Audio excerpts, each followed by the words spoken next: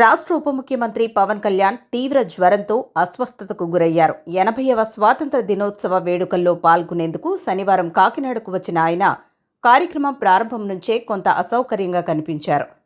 వేదికపై ఉన్న సమయంలోనూ అసహనంగా కనిపించడంతో పాటు పలువురిని ముక్తసరిగా పలకరించినట్లు తెలిసిందే.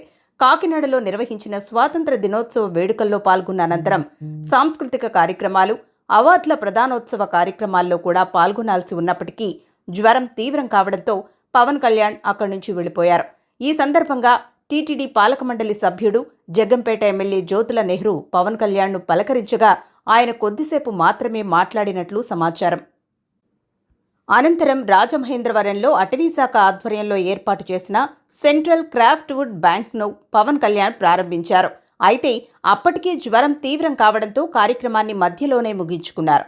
రాజమహేంద్రవరంలో వైద్యులు ఆయనను పరీక్షించి అవసరమైన వైద్య సూచనలు అందించారు.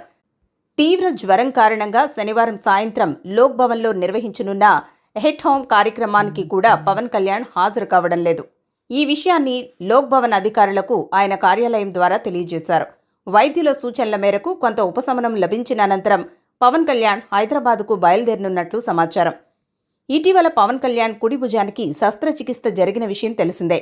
శస్త్రచికిత్స అనంతరం చేయించుకోవలసిన ఫిజియోథెరపీపై కూడా వైద్య నిపుణుల నుంచి అవసరమైన సూచనలు, సలహాలు తీసుకోనున్నట్లు సమాచారం.